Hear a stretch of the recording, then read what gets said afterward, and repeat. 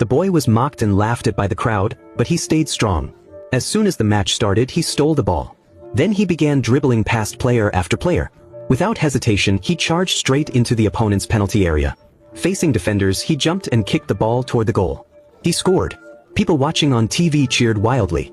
Fans in the stadium could not believe it. A short boy had scored a goal. From then on, he became the center of attention. He dribbled with ease, moved with style, and scored again. In just 20 minutes, he scored a hat trick.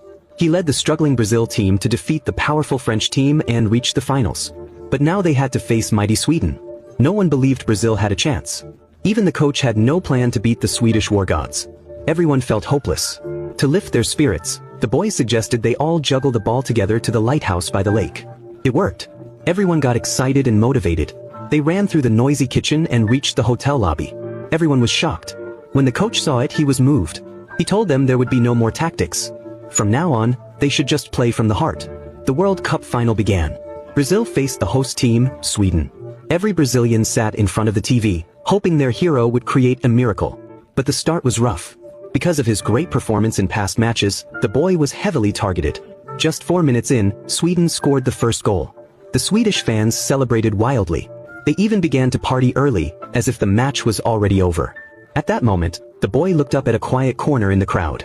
He saw his fellow Brazilians, their faces full of sadness. He felt his fighting spirit return. He started showing off his brilliant skills, dribbling past several players alone. Even the crowd stood up. Then, with clever teamwork, the boy and his teammates scored a goal.